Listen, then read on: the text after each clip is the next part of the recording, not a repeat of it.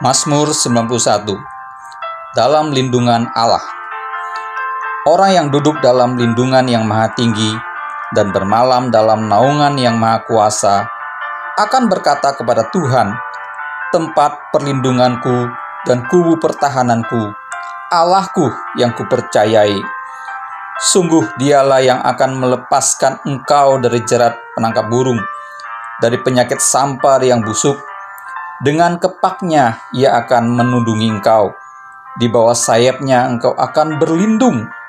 Kesetiaannya ialah perisai dan pagar tembok.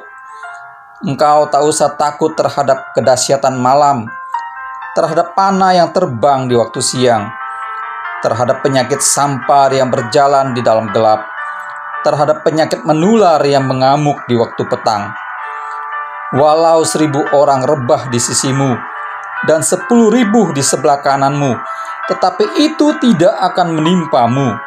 Engkau hanya menontonnya dengan matamu sendiri dan melihat pembalasan terhadap orang-orang fasik. Sebab Tuhan ialah tempat perlindunganmu, yang maha tinggi telah kau buat tempat perteduhanmu. Malapetaka tidak akan menimpa kamu, dan tulah tidak akan mendekat kepada kemahmu. Sebab malaikat-malaikatnya akan diperintahkannya kepadamu untuk menjaga engkau di segala jalanmu. Mereka akan menatang engkau di atas tangannya, supaya kakimu jangan terantuk kepada batu. Singa dan ular tedung akan kau langkahi, engkau akan menginjak anak singa dan ular naga. Sungguh hatinya melekat kepadaku, maka aku akan meluputkannya. Aku akan membentenginya, sebab ia mengenal namaku. Bila ia berseru kepadaku, aku akan menjawab. Aku akan menyertai dia dalam kesesakan. Aku akan meluputkannya dan memuliakannya.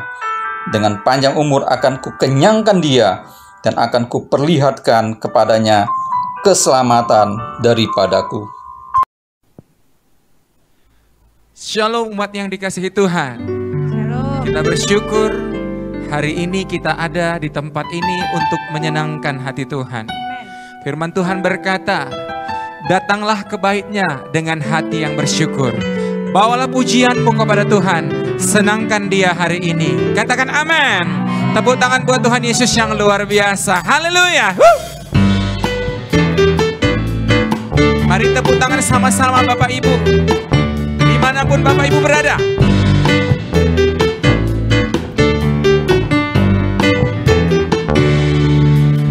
Mari masuk gerbangnya dengan hati bersyukur, halamannya dengan pujian.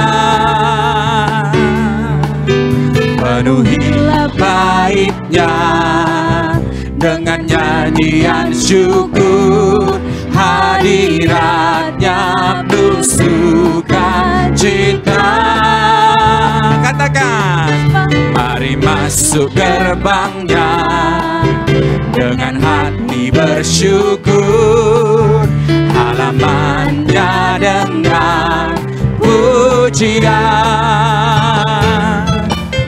Penuhi baitnya dengan nyanyian syukur, hadiratnya penuh sukacita. Mari angkat tanganmu, katakan, sebab Tuhan Dia baik dan anugerahnya kekal selama-lamanya. Amin. Sebab Tuhan Dia baik dan anugerahnya kekal selama-lamanya. Amin.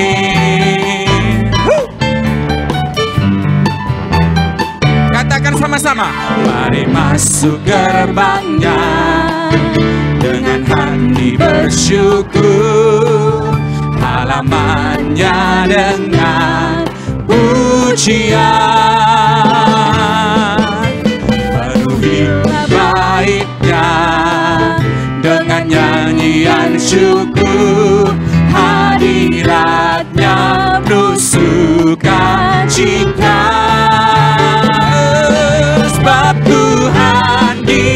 abad dan anugerahnya selama-lamanya. Selama-lamanya. Amin. Sebab Tuhan Dia baik dan anugerahnya kekal selama-lamanya. Amin. Sebab Tuhan Dia baik dan anugerahnya kekal selama-lamanya. Amin. Sebab Tuhan Dia baik dan anugerahnya kekal selama-lamanya. Amin. Selama-lamanya. Selama-lamanya. Amin. Selama-lamanya. Amin. Tepuk tangan sama-sama buat Tuhan. Haleluya. Selamanya. Amin. Haleluya. Kita terus bersyukur buat hari ini, buat segala berkat-berkat Tuhan yang terus Tuhan limpahkan dalam hidup kita. Yang rindu mengalami berkat-berkat Tuhan, katakan amin. Yeah. Dengan sukacita tepuk tangan buat Tuhan Yesus.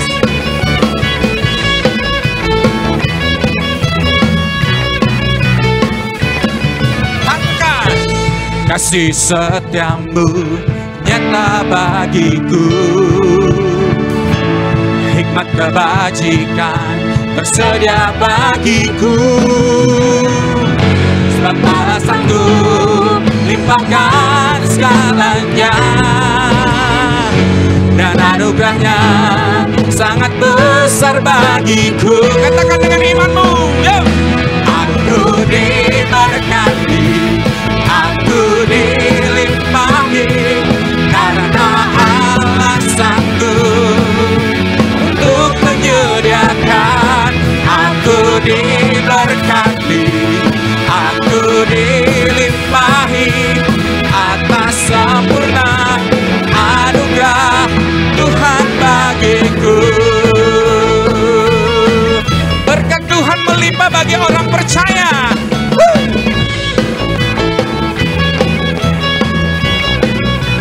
Sama-sama kita katakan, kasih setiamu nyata bagiku, hikmat kebajikan tersedia bagiku.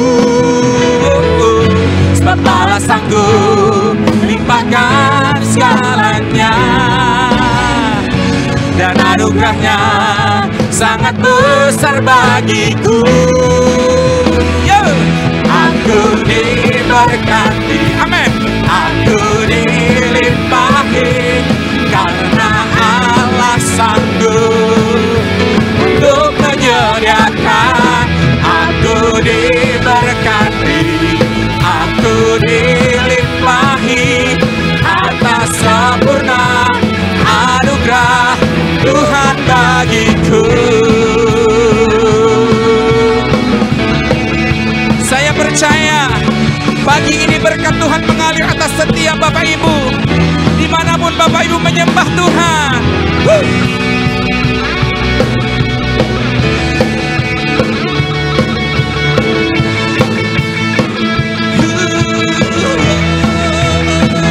Katakan, sebab Allah sanggup limpahkan segalanya,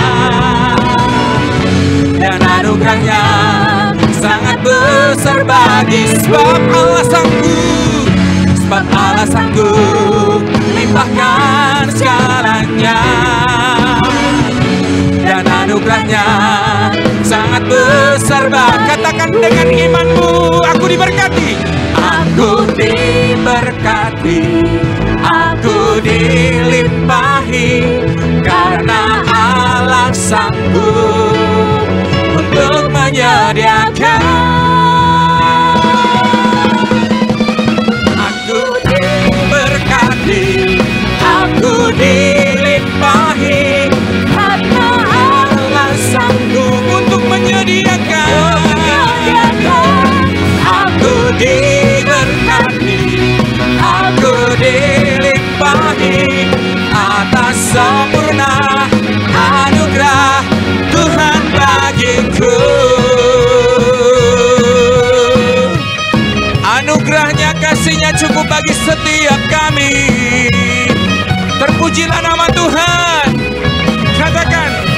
Haleluya.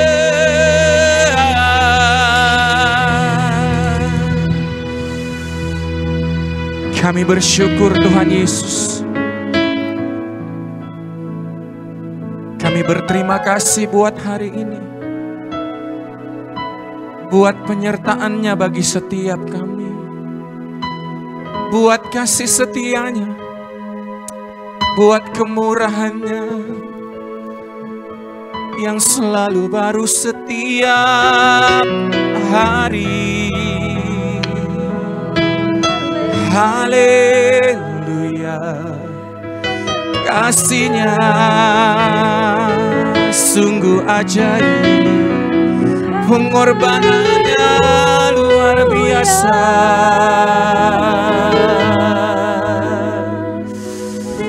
Dia memberikan yang terbaik bagi yang percaya kepada-Nya.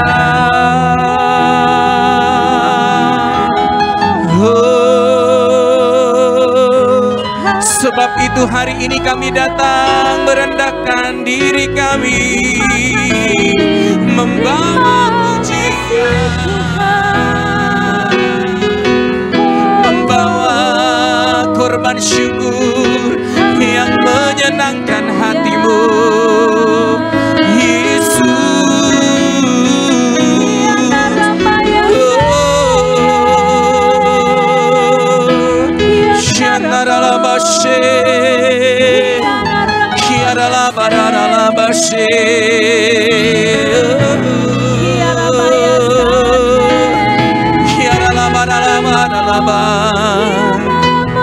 Yesus yang baik, terima kasih,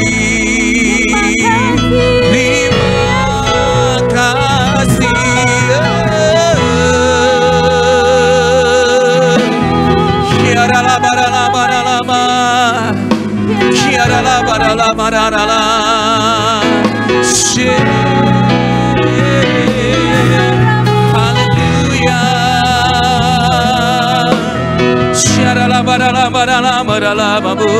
Kami angkat tangan, kami angkat suara menyembah Allah yang hidup.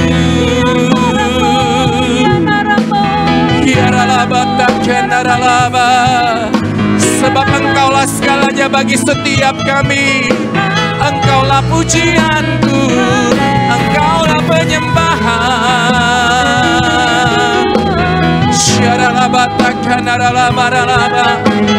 Haleluya.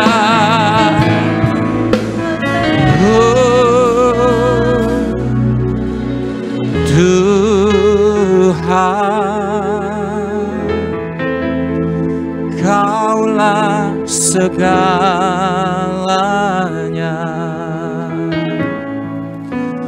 Dari lubuk hatiku ku mau berkata,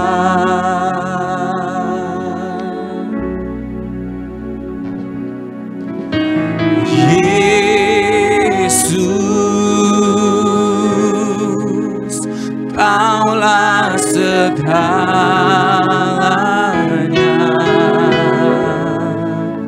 Tiada yang dapat melebihi Engkau. Mari nyanyikan sekali lagi pujian ini.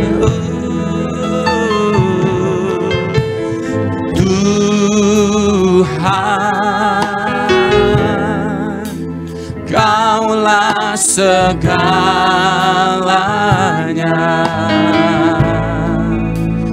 Dari lubuk hatiku ku mau berkata, panggil Dia Yesus, Yesus, Kaulah segalanya.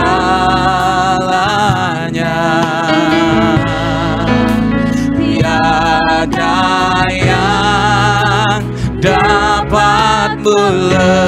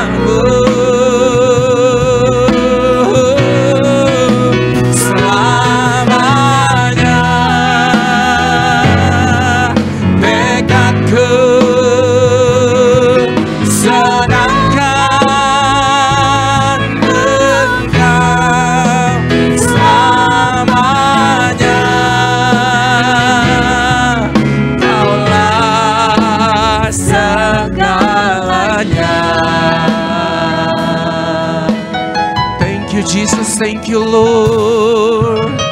Tuhan, Kaulah segalanya, segalanya.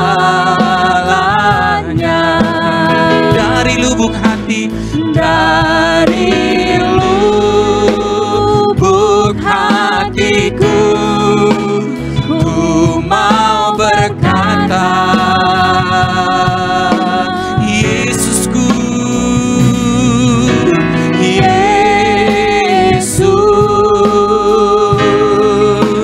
Kaulah segalanya.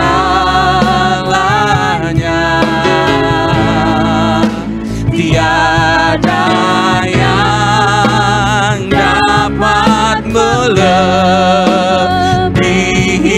Engkau. Mari angkat tanganmu, katakan selamanya, selamanya. Ku puji, ku sembah Yesus selamanya. Ku sanjung namamu, haleluya, selamanya. Tekadku senangkan Engkau selamanya. Kaulah segalanya.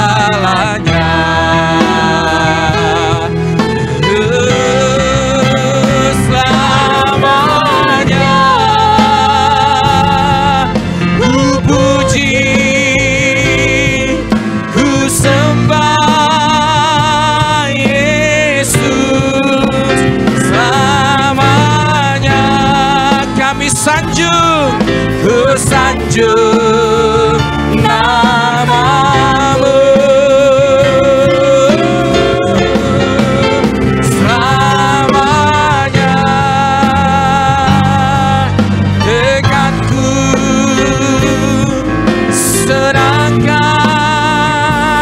Engkau selamanya. Kaulah segalanya.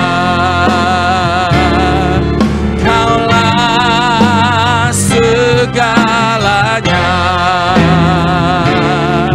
Kaulah segalanya.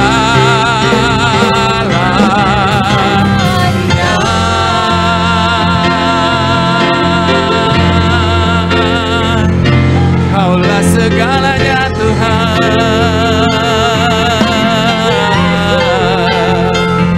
Kaulah segalanya.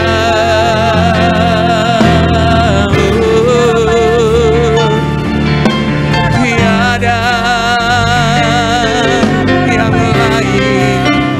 Kaulah segalanya.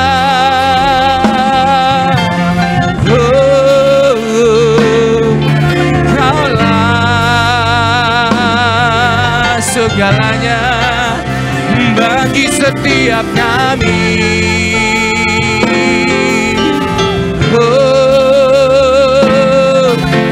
Syaralabatakanalalababo, ku angkat tangan menyembah Yesus. Oh, raralabashe, ku angkat tangan menyembah. Syaralabaralabaralabaralabo. Hari ini ada penyembahan, ada pujian, ada ucapan syukur yang menyenangkan Tuhan.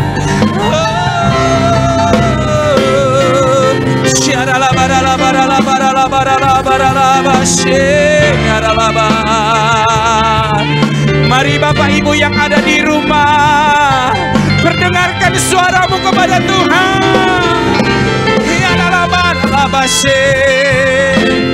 Worship Jesus.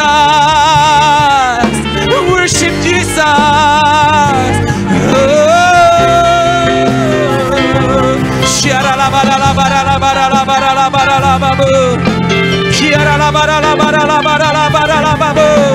Sebab kami rindu menyenangkan-Mu Tuhan.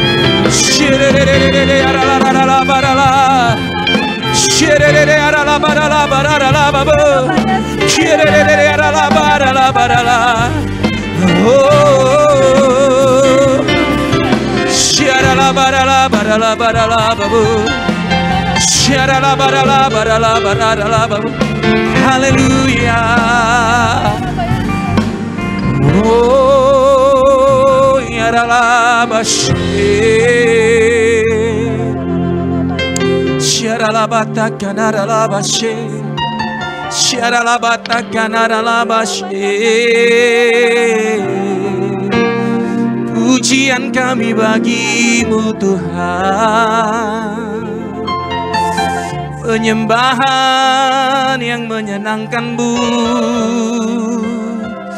Syaralabata kanaralabashi, kiaralabaralabashi. Haleluya.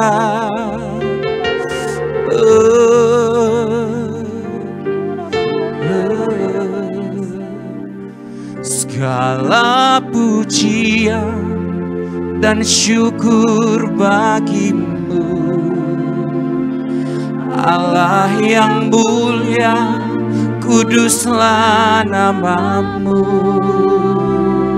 Kaulah yang awal, yang akhir dari segalanya.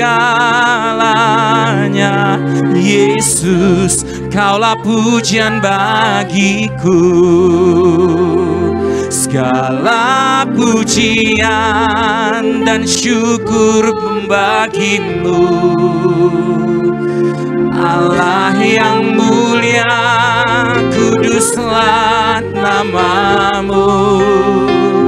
Kaulah yang awal, yang akhir dari segalanya.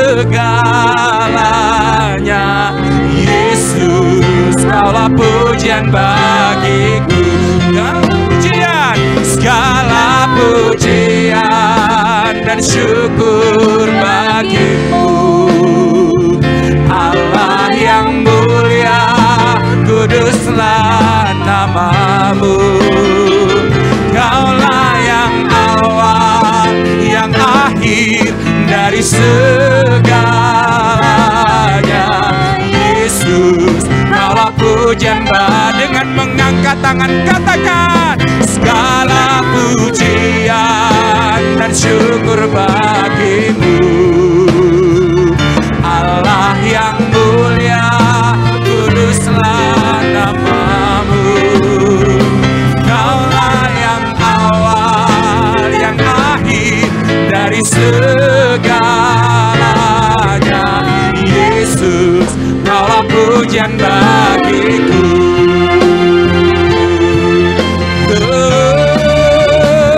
Segala pujian dan syukur bagimu, Allah yang mulia, kuduslah nama-Mu. Kaulah yang awal, yang akhir dari segalanya. Yesus, Kaulah pujian bagi. Sekali lagi katakan, segala pujian dan syukur bagimu, Allah yang mulia, kuduslah nama-Mu. Kaulah yang awal, yang akhir dari segalanya. Yesus, Kaulah pujian bagi. Kaulah yang awal, Kaulah yang awal, yang akhir dari segalanya.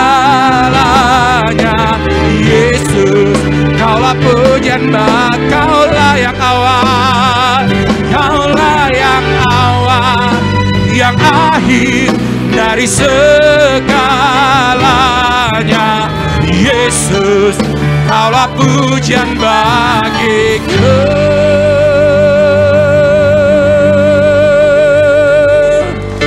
Haleluya. Kami bersyukur Tuhan Yesus. Biar kami terus memuji-Mu, menyembah-Mu seumur hidup kami. Thank you Jesus, thank you Lord. Thank you, thank you, thank you. Berfirmanlah bagi setiap kami lewat hamba-Mu. Biar firman-Mu yang meneguhkan hidup kami dalam menjalani akhir-akhir ini. Dalam situasi yang sulit seperti sekarang ini. Firman-Mu terus menuntun kami. Dan kami akan terus menjadi umat yang lebih dari pemenang. Karena Yesus ada bersama dengan setiap umat-Mu. Terpujilah nama-Mu Tuhan. Dalam nama Tuhan Yesus, umat yang percaya sama-sama katakan, amin. Shalom Bapak Ibu Saudara. Mari kita perkatakan apa yang dimaksudkan dengan Pentakosta ketiga. 1. Pentakosta ketiga adalah pencurahan Roh Kudus yang dahsyat di zaman now, melebihi yang terjadi di Azusa Street. 2. Pentakosta ketiga akan mengakibatkan penuaian jiwa yang terbesar dan yang terakhir sebelum Tuhan Yesus datang kembali. 3. Pentakosta ketiga akan membangkitkan generasi Yeremia, yaitu anak-anak muda yang dipenuhi Roh Kudus, cinta mati-matian kepada Tuhan Yesus, tidak kompromi terhadap dosa, dan akan bergerak untuk memenangkan jiwa. 4. Pentakosta ketiga lahir di Indonesia dan bergerak ke bangsa-bangsa. Gerakan ini dari timur ke barat dan akan kembali ke Yerusalem. 5. Pentakosta ketiga akan memberikan kuasa untuk menyelesaikan amanat agung, dan setelah itu Tuhan Yesus datang kembali. Amin. Shalom Bapak Ibu Saudara, selamat hari Minggu. Hari ini kita akan membahas mengenai keselamatan yang merupakan studi dari kitab Ibrani tentang justification, sanctification, dan glorification, atau pembenaran, pengudusan, dan pemuliaan. Sebagai orang percaya, kita bersyukur karena Tuhan telah menyediakan keselamatan dengan sempurna. Kata menyelamatkan dengan sempurna dalam Ibrani 7 ayat 25 berasal dari kata panteles, yang mengandung unsur kesempurnaan, keutuhan, dan finalitas. Hal ini menunjukkan adanya tahapan yang harus kita lalui sehingga mendapatkan kesempurnaan keselamatan. Berikut 3 tahap yang harus dilalui untuk mendapatkan keselamatan yang sempurna. Tahap pertama, justification atau pembenaran. Ini merupakan tindakan yudisial Tuhan, di mana Dia beranugerah dan menyatakan bahwa semua tuntutan hukum yang berkaitan dengan orang berdosa telah Ia penuhi. Pada tahap ini, kita telah diselamatkan dari hukuman dan kutuk dosa. Efesus 2 ayat 8 menunjukkan bahwa pembenaran yang kita terima semata-mata karena kasih karunia Allah dan diterima melalui iman kita. Dalam tahap pembenaran ini, Tuhan Yesus hadir sebagai anak manusia yang tidak berdosa dan hidup benar di hadapan Allah dan manusia. Yesus mati di atas kayu salib, menanggung dosa umat manusia, dan Allah menerima korban itu. Sehingga, berdasarkan karya Yesus di kayu salib inilah, setiap manusia yang percaya dibenarkan oleh Allah. Jadi, apa yang kita butuhkan pada tahap ini? Iman sebagai respon untuk percaya. Disinilah kelahiran baru muncul sebagai awal kehidupan rohani kita di dalam Kristus. Lalu, apakah dengan kita sudah diampuni dan dibenarkan, kita bisa berbuat sesuka hati kita? Tentu saja tidak. Ada perbedaan antara menerima keselamatan dengan hidup dalam keselamatan. Pada tahap pembenaran, kita menerima keselamatan karena kasih karunia Tuhan, bukan karena usaha atau karya manusia. Namun, setelah kita menerima keselamatan tersebut, kita harus hidup dalam keselamatan.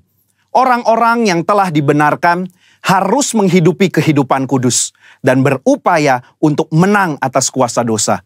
Kita harus dikuasai dan dipenuhi dengan Roh untuk dapat menolak segala kejahatan, nafsu, dan godaan selama hidup di dunia ini. Tahapan kedua setelah pembenaran disebut dengan sanctification atau pengudusan. Pada tahap sanctification, kita masuk dalam proses pengudusan dan pendewasaan yang berkelanjutan oleh Roh Kudus dan firman-Nya. Proses ini harus diupayakan terus-menerus sampai menjadi serupa dengan Kristus. Meskipun demikian, upaya ini bukan dilakukan dengan kekuatan kita sendiri, melainkan dengan pertolongan Roh Kudus. Roh Kuduslah yang memampukan, memperlengkapi, dan membawa kita sampai menjadi serupa dengannya. Ibrani 9 ayat 14 menunjukkan, ada tujuan yang Allah siapkan bagi manusia setelah Yesus mencurahkan darahnya untuk menyucikan hati kita dari perbuatan yang sia-sia, yaitu beribadah kepada Allah yang hidup. Di dalam beribadah kepada Allah yang hidup inilah terdapat pendewasaan rohani dan penyucian diri dari segala dosa, serta proses menang atas cobaan dan godaan iblis setiap harinya. Secara praktis, apa yang dapat kita lakukan di tahap ini?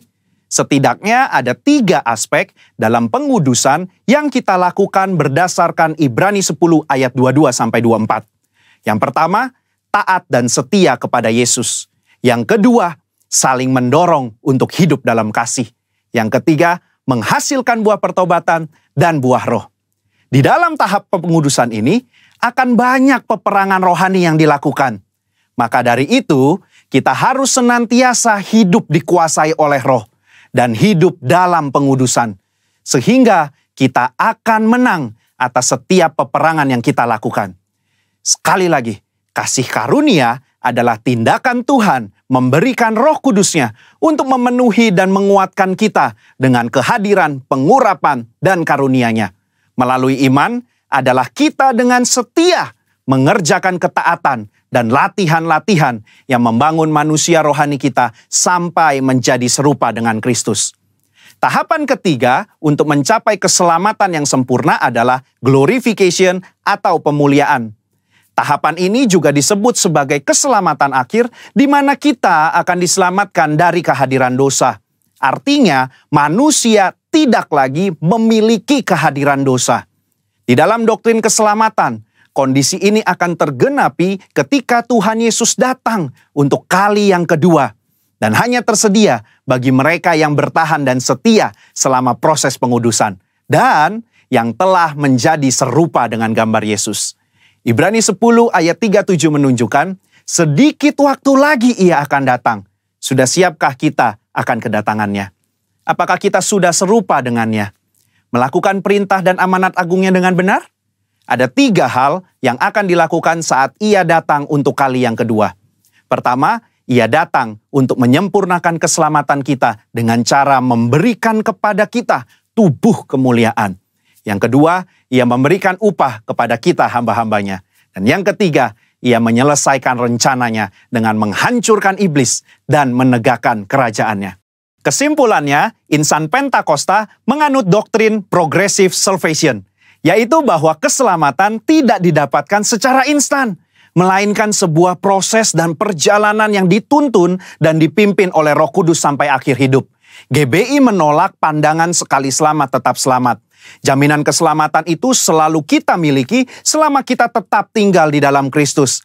Hal ini bukan hanya karena itu adalah tradisi yang diwariskan oleh para pendahulu kita, tetapi berdasarkan studi yang jujur dan komprehensif dari surat-surat Paulus, surat-surat umum, bahkan ketika melihat perjanjian lama, inilah Injil yang seutuhnya. Juru selamat kita yang mati dan mencurahkan darahnya untuk mengampuni kita dari dosa dan membenarkan kita di hadapan Allah adalah juru selamat yang sama yang bangkit dan naik ke sorga, mengutus Roh Kudus-Nya untuk menyucikan dan memberdayakan kita menjadi alat di tangannya, yang juga adalah juru selamat yang sama yang berjanji untuk datang menjemput kita di dalam kemuliaan kekal bersamanya. Saudara, untuk penjelasan lebih lengkapnya dari tim teologi kami, jangan lupa buka link yang ada di atas atau scan barcode yang tersedia. Selamat hari Minggu, Tuhan Yesus memberkati.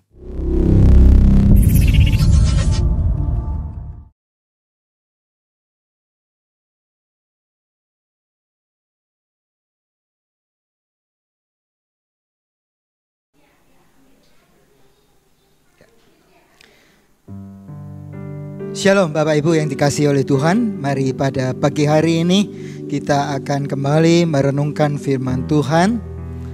Kali ini saya akan menyampaikan suatu tema tentang fasten your seat belt atau kenakan sabuk pengaman Anda. Saudara, kata-kata ini tidak asing buat kita yang sering bepergian naik pesawat terbang. Ya, umumnya ya, dipakai di dalam dunia penerbangan. Walaupun sekarang ya, bukan sekarang, sudah cukup lama juga kalau perjalanan darat. Kalau kita naik mobil pun sudah menjadi suatu kewajiban ya, kita harus mengenakan sabuk pengaman kita. Pagi hari ini saya akan banyak memakai ya apa yang biasa kita sering dengar di dalam dunia penerbangan pada waktu kita bepergian dengan pesawat terbang.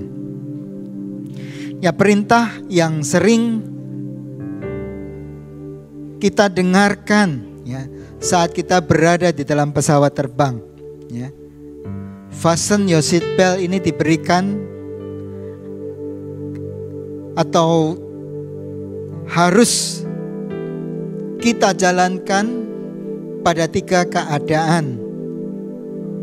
Seperti yang pertama, ketika pesawat saat mau take off ya, saat mau mengudara, itu lampu tanda kenakan sabuk pengaman dinyalakan.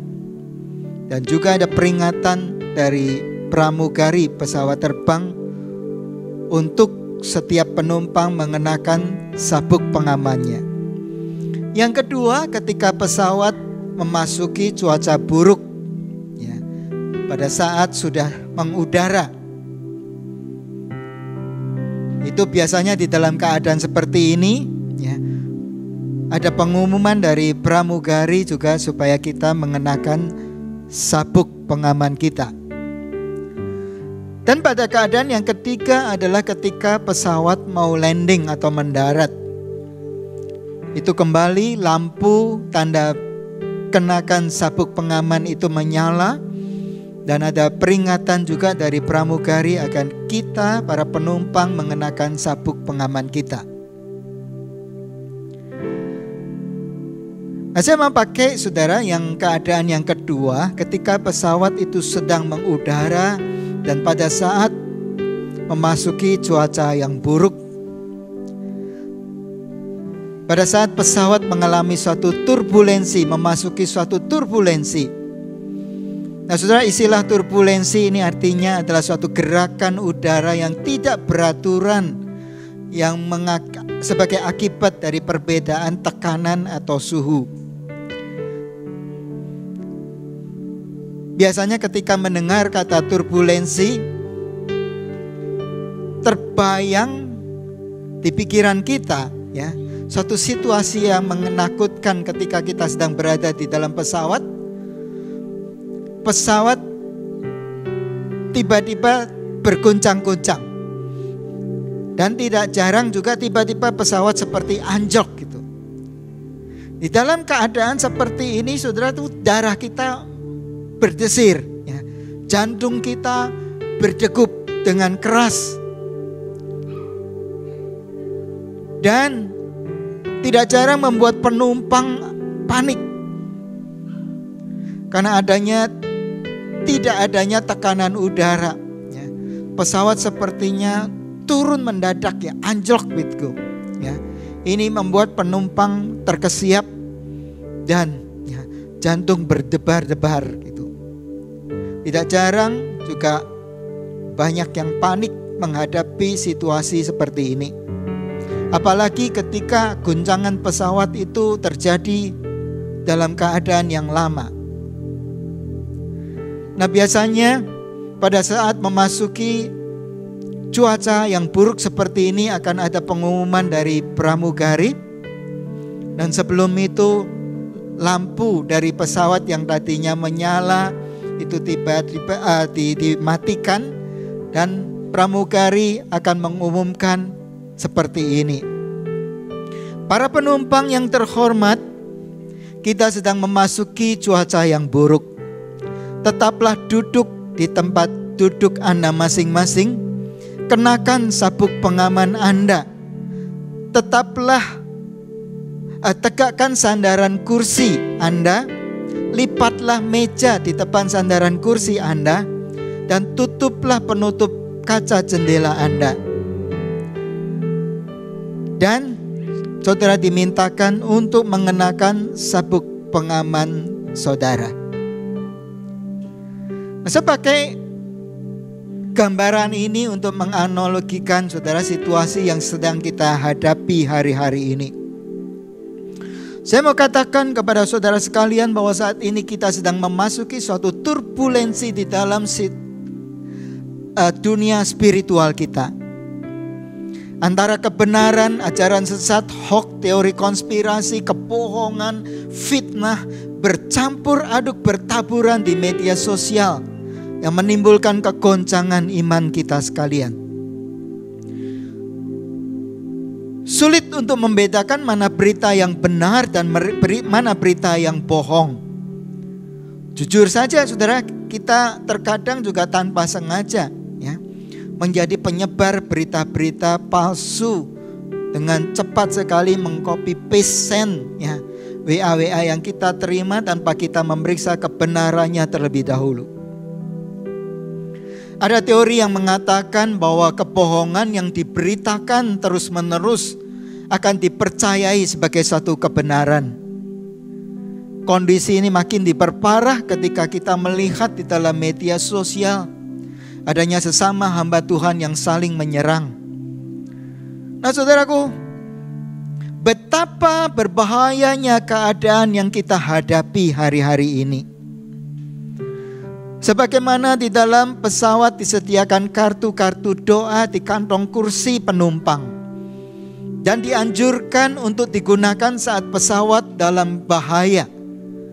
Demikian juga saudaraku, seruan untuk berdoa bagi semua umat Tuhan hari-hari ini sedang diberitakan kepada umat Tuhan. Yesus memperingatkan bahwa salah satu tanda kedatangannya yang kedua adalah munculnya banyak Mesias dan nabi palsu yang akan menyesatkan banyak orang. Dengan kata lain, penyesatan akan makin banyak menjelang kedatangannya yang kedua kali. Banyak orang akan menjadi murtad, kata Yesus. Dan Yesus juga memperingatkan kita agar waspada menghadapi semua itu. Inilah waktunya untuk mengenakan sabuk pengaman kita, saudara. Nah, apa itu sabuk pengaman kita? Mari kita memeriksa di dalam Efesus pasal yang ke-6 ayat 10 sampai ayat yang ke-18. Efesus yang ke-6 ayat 10 sampai ayat yang ke-18. Saudara bisa buka Alkitab saudara, mari kita membaca bersama-sama Efesus pasal yang ke-6 ayat 10 sampai dengan 18. Akhirnya hendaklah kamu kuat di dalam Tuhan, di dalam kekuatan kuasa-Nya. Kenakanlah seluruh perlengkapan senjata Allah, supaya kamu dapat bertahan melawan tipu muslihat iblis. Karena perjuangan kita bukanlah melawan darah dan daging, tetapi melawan pemerintah-pemerintah, melawan penguasa-penguasa, melawan penghulu-penghulu dunia yang gelap ini, melawan roh-roh jahat di udara. Sebab itu ambillah seluruh perlengkapan senjata Allah, supaya kamu dapat mengadakan perlawanan pada hari yang jahat itu, dan tetap berdiri sesudah kamu menyelesaikan segala sesuatu. Jadi berdirilah tegap, berikat pinggangkan kebenaran, dan berbaju sirahkan keadilan. Kakimu berkasutkan kerelaan untuk memberitakan Injil damai sejahtera. Dalam segala keadaan pergunakanlah perisai iman, sebab dengan perisai itu kamu akan dapat memadamkan semua panah api dari si jahat. Dan terimalah ketopong keselamatan dan pedang roh, yaitu firman Allah. Dalam segala doa dan permohonan, berdoalah setiap waktu di dalam roh, dan berjaga-jagalah di dalam doamu itu dengan permohonan yang tak putus-putusnya untuk segala orang kudus. Ayat 10 dari Efesus pasal 6 mengatakan, hendaklah kamu kuat di dalam Tuhan dan di dalam kekuatan kuasa-Nya.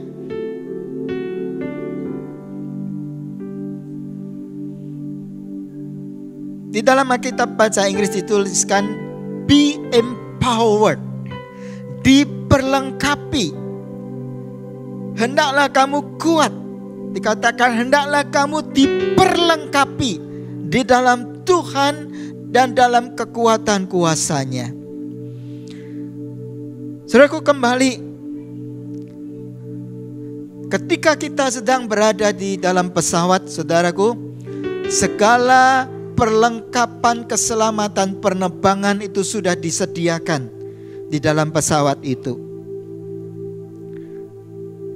Menjelang pesawat akan mengudara, biasanya diperagakan atau diperlihatkan suatu video tentang keselamatan. Dan pramugari akan memberitahukan kepada para penumpang di mana letak-letak barang-barang keselamatan itu, perlengkapan keselamatan itu. Di mana kantong udaranya, dan di mana pintu-pintu emergency, pintu-pintu darurat. Dan juga petunjuk-petunjuk untuk mengikuti lampu-lampu yang ada di dalam koridor pesawat saat terjadi, kalau harus ada pendaratan darurat, untuk menuju ke pintu-pintu emergency, pintu-pintu darurat yang disediakan. Nah saudara, ayat 10 dari Efesus pasal 6 mengatakan be empowered.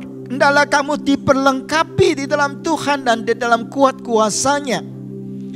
Saudara perhatikan, di dalam Tuhanlah ya, perlengkapan keselamatan itu disediakan. Makanya Efesus pasal 6 ayat 10 dan seterusnya tadi mengatakan supaya kita mengambil dan mengenakan seluruh perlengkapan senjata Allah yang disediakan di dalam Tuhan, untuk kita ambil, untuk kita pakai, untuk kita gunakan, supaya kita tetap berada di dalam keselamatan. Ayat 11 berkata, kenakanlah seluruh perlengkapan senjata Allah. Nah ini yang saya maksudkan, fasten your seat belt ya. Kenakan sabuk pengaman Anda. Kenakan sabuk pengamanan Anda. Kita sedang memasuki satu turbulensi. Kita sedang memasuki suatu cuaca yang buruk. Kita sedang memasuki suatu keadaan spiritual yang buruk, saudara. Suatu goncangan yang akan menggoncang iman kita. Firman Tuhan berkata, ambil dan kenakan seluruh perlengkapan senjata Allah. Ayat 11 berkata, supaya kamu dapat bertahan melawan tipu muslihat iblis. Saudara, kita teringat pada suatu waktu di Taman Eden, ketika Hawa diperdaya oleh iblis. Tuhan berkata kepada Adam dan Hawa, supaya tidak makan buah pengetahuan baik dan yang jahat. Hawa teringat itu pada waktu iblis melontarkan tipu muslihatnya. Dan Hawa berkata kepada iblis, Tuhan bilang jika melanggar perintahnya kita akan mati. Tetapi iblis berkata kepada Hawa, oh tidak, kamu tidak akan mati. Malahan kamu akan menjadi seperti Allah, tahu tentang yang baik dan yang jahat.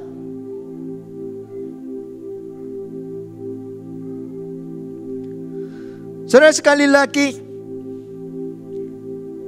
ini masa yang berbahaya buat iman kita. Berbagai macam berita yang campur aduk masuk di dalam pikiran kita. Dan di sanalah peperangan sedang terjadi. Di Taman Eden, iblis menembakkan muslihatnya di dalam pikiran Hawa. Muslihat ini seperti virus yang bekerja di dalam pikiran Hawa.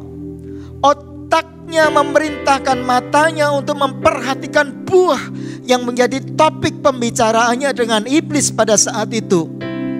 Kemudian Alkitab berkata dalam Kejadian pasal 3 ayat yang ke-6. Hawa melihat buah itu baik untuk dimakan dan sedap kelihatannya. Lagi pula pohon itu menarik hati karena memberi pengertian. Saudaraku, pengertian yang bagaimana yang menarik hati Hawa ketika ia mulai melihat apa yang iblis sodorkan kepadanya.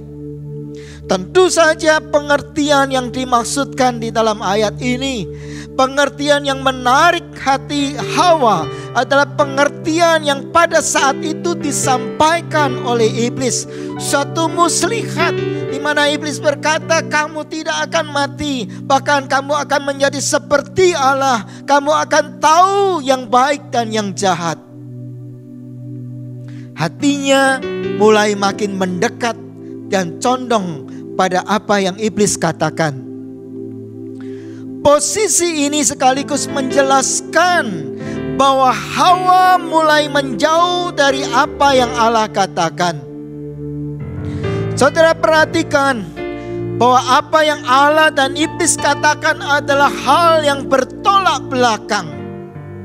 Kalau ia mulai mendekat pada satu titik, itu berarti dia sedang menjauh di titik yang lain. Sekali lagi saudara, antara apa yang iblis dan Allah katakan adalah dua hal yang bertolak belakang. Kalau ia sedang mendekat pada satu titik yang satu, itu berarti dia sedang jauh dari titik yang lain. Mari kita memeriksa posisi kita masing-masing hari-hari ini. Apakah kita sedang mendekat kepada godaan-godaan yang menarik hati kita, atau kepada Allah? Saudaraku, Anda harus punya senjata di dalam peperangan. Efesus 6 ayat 13 berkata, ambillah seluruh perlengkapan senjata Allah, supaya kamu dapat mengadakan perlawanan pada hari yang jahat itu, dan tetap berdiri sesudah kamu menyelesaikan segala sesuatu. Saudara, firman Allah berkata bahwa perlengkapan senjata Allah bukan sekedar diambil dan dikenakan saudara, tetapi perkataan kata-kata yang mengatakan mengadakan perlawanan ini berarti senjata itu juga digunakan saudara. Bukan sekedar diambil dan dikenakan secara pasif, tetapi senjata yang dari Allah itu juga dipergunakan untuk memadamkan panah api dari si jahat. Alkitab memberitahu kita bahwa untuk dapat mengadakan perlawanan dan tetap berdiri, tidak jatuh pada hari-hari yang jahat dan penuh dengan penyesatan ini, kita bukan saja harus mengambil seluruh perlengkapan senjata Allah, tetapi juga mengenakannya, menggunakannya secara aktif. Keadaan sekarang bukan waktunya untuk santai. Meskipun kita banyak di rumah dan kita harus melakukan social distancing, tetapi ini tidak berarti bahwa kita boleh santai-santai saja. Secara fisik, dengan batasan-batasan sosial seperti ini, mungkin saja saudara. Tetapi dunia spiritual itu tidak dibatasi oleh ruangan saudara. Dunia spiritual tidak dibatasi oleh ruangan. Seperti apa yang kita sekarang hari-hari ini banyak lakukan saudaraku. Media sosial tidak mengenal batasan ruangan. Dan pertempuran sesungguhnya sedang terjadi di dalam alam ini. Ini musimnya peperangan rohani. Daud selalu menang saat dia di medan perang. Tetapi pada suatu ketika Alkitab berkata saatnya musim berperang, di mana raja-raja pergi berperang. Pada waktu itu Daud tidak berangkat berperang. Apa yang dikatakan di dalam Alkitab, pikirannya mulai dicondongkan pada perkara lain yang menarik hatinya. Maka jatuhlah Daud pada saat itu. Ketika dia tidak sedang berada di medan perang, pikirannya dicondongkan pada perkara lain. Dan dia lengah. Jatuhlah dia. Dan Alkitab mencatat sejak peristiwa perzinahannya dengan Batsheba, maka kebesaran kerajaan Israel dan Yehuda itu mulai melorot. Dengan kata lain, kerajaan Israel dan Yehuda yang berhasil dipersatukan oleh Daud berada di puncaknya ketika Daud tetap sungguh-sungguh mengikut Tuhan dengan sepenuh hati. Pada saat dalam posisi seperti itu, ia selalu dalam keadaan siap siaga dan waspada. Alkitab mencatat Daud seringkali bertanya kepada Tuhan sebelum ia pergi berperang. Apakah aku akan pergi dan kau akan menyerahkan musuh-musuhku kepadaku? Ketika Tuhan berkata, pergilah Daud, maka Daud pergi. Pada satu ketika dia berhadapan dengan musuh yang sama, sebelum dia berangkat dia masih bertanya kepada Tuhan, Tuhan kali ini apakah engkau juga akan menyertai aku terhadap musuhku? Saudaraku, walaupun Daud pernah mengalahkan musuh yang sama, tetapi di lain waktu ketika menghadapi musuh yang sama juga, Daud masih bertanya kepada Tuhan. Dan dia tidak gegabah untuk pergi melakukan pertempuran dan mengandalkan pengalaman-pengalamannya. Disinilah kita mengetahui kesiapsiagaan dan kewaspadaan Daud. Tetapi sekali lagi saya ulang saudara, pada detik ketika dia lengah di musim peperangan, tetapi dia tidak berada di sana, pikirannya mulai melantur kemana-mana dan hatinya ditarik pada perkara lain. Sungguh suatu tragedi. Kerajaan mulai merosot pada waktu itu. Dan ini yang terus dirindukan oleh bangsa Israel hari-hari ini, supaya Tuhan memulihkan kejayaan kerajaan Israel seperti pada masa Daud yang lalu. Hal menarik lain yang dicatat di dalam Alkitab mengenai perlengkapan senjata Allah yang harus kita perhatikan dan taati ialah dicatat di dalam Efesus pasal yang ke-6 ayat 16 sampai 17. Ada 3 hal di sana. Yang pertama perisai iman, yang kedua ketopong keselamatan, dan yang ketiga pedang roh atau firman Allah. Perisai iman digunakan untuk menangkis, untuk melindungi dari panah api si jahat, yaitu penyesatan. Ketopong atau helm penutup kepala, pelindung kepala dari besi, digunakan untuk melindungi bagian kepala manusia di mana otak, suatu organ vital dari manusia ini berada, yang dibungkus, ditutup oleh tempurung kepala manusia. Otak inilah yang mengendalikan seluruh gerakan-gerakan organ-organ bagian tubuh manusia yang lain. Manusia akan mati jika otaknya tidak bekerja. Alkitab mengatakan, terimalah ketopong keselamatan. Ini artinya keselamatan yang telah kita terima dari Tuhan Yesus harus kita jagai. Sama seperti otak, kalau keselamatan kita berhasil dihancurkan musuh, maka matilah kita, terpisah dari Allah selamanya. Apakah Anda sedang memperhatikan hari-hari ini apa yang terus beredar di media sosial, saudara? Bahwa dasar-dasar bagian yang dasar sekali dari iman Kristen, yaitu mengenai keselamatan ini sedang dikutak-kutik lagi, sedang diperdebatkan kembali.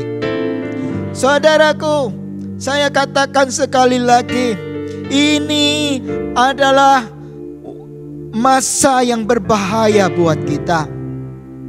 Dan hari kita berkata, kenakan ketopong keselamatan. Lindungi, jagai keselamatan yang sudah kita terima di dalam Tuhan. Jangan percayai bahwa sekali selamat kita tetap selamat. Bohong, saudara. Itu adalah tipu muslihat iblis. Allah berkata, kerjakanlah keselamatanmu dengan takut dan gentar. Keselamatan akan tetap menjadi milik kita selama kita tetap menempel kepada Tuhan. Sebab Yesus sendiri berkata, di luar aku kamu tidak dapat berbuat apa-apa. Carang yang sudah tidak menempel lagi pada pokoknya, itu akan dibuang dan dibakar di dalam api. Yang ketiga dikatakan pedang roh, yaitu firman Allah. Pedang adalah senjata untuk menangkis serangan musuh, sekaligus untuk menyerang. Perhatikan bagaimana Yesus memakainya ketika diserang oleh iblis di padang gurun pada saat ia disobai. Yesus bukan saja menangkis serangan iblis yang ditujukan kepadanya, tetapi ia juga memakainya untuk menyerang balik iblis dan mengalahkannya. Saudara harus mendalami firman Allah agar menjadi mahir bagaimana mematahkan tipu muslihat iblis. Yang terakhir, saudara, ayat 18 dikatakan di sana, supaya kita berdoa setiap waktu di dalam roh dan menaikkan doa permohonan. Saudara mungkin sedang kebingungan harus berkata-kata apa melihat situasi yang kita lihat. Sebab itulah tuntunan Roh Kudus di dalam doa-doa kita diperlukan di dalam situasi seperti ini. Alkitab berkata, Roh Kudus membantu kita berdoa kepada Allah dengan keluhan-keluhan yang tak terucapkan. Dan selanjutnya kita diminta untuk menaikkan doa permohonan yang tak putus-putusnya. Artinya berdoa dengan tidak jemu-jemu, terus-menerus berdoa untuk segala orang kudus. Berdoa terus-menerus, berdoa tidak jemu-jemu untuk pemimpin-pemimpin rohani kita, agar mereka dilepaskan dari setiap perangkap tipu muslihat iblis. Strategi iblis adalah menghancurkan pemimpin-pemimpin rohani, menghancurkan gembala-gembala, agar pengikut-pengikut atau domba-dombanya tercerai-berai. Sebagai penutup, saya percaya kalau pesawat sedang bergoncang-goncang karena mengalami turbulensi di udara, dan saat pramugari telah memberitahukan prosedur keselamatan di udara seperti yang tadi saya katakan di depan, maka saya bisa yakini bahwa tidak seorang pun penumpang di dalam pesawat itu yang akan mengabaikan apa yang diumumkan oleh pramugari itu untuk melaksanakan petunjuk-petunjuk yang diberikan oleh pramugari tadi.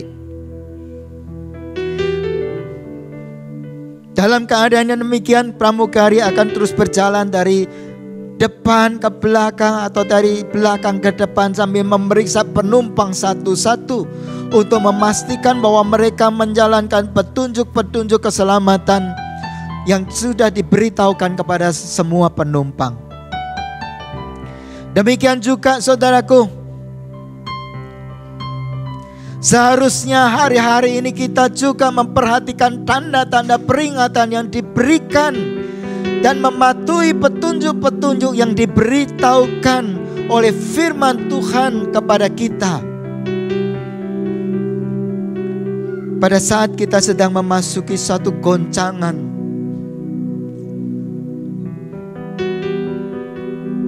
turbulensi spiritual yang sedang terjadi hari-hari ini, saya berdoa kiranya firman Tuhan pada pagi hari ini membuka mata kita sekalian dan kita bergegas untuk melaksanakan peringatan-peringatan yang sudah diberitahukan kepada setiap kita sekalian. Sama seperti penumpang yang telah mendengar peringatan-peringatan dari pramugari pada saat sedang memasuki suatu cuaca yang buruk. Kiranya Tuhan memberkati saudara-saudara sekalian.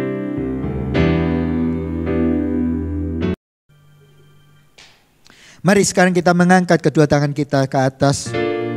Buka hati kita untuk terima berkat Tuhan.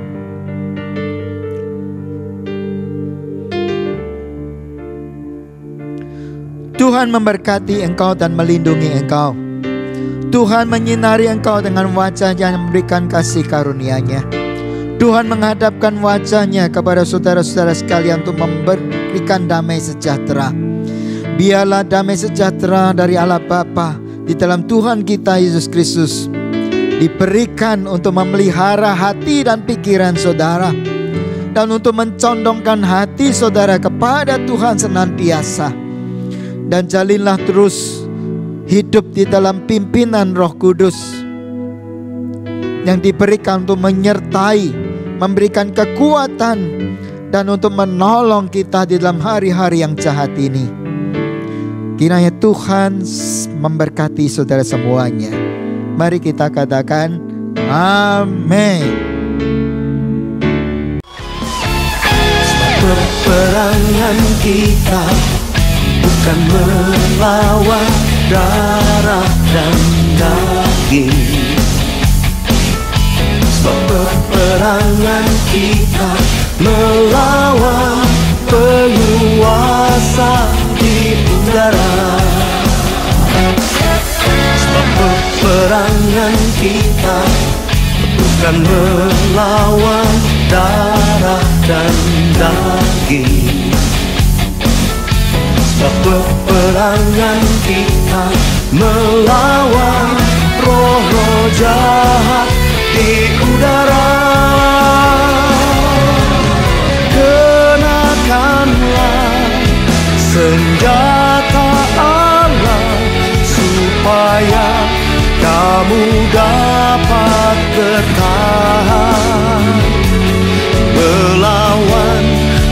aku muslihat iblis.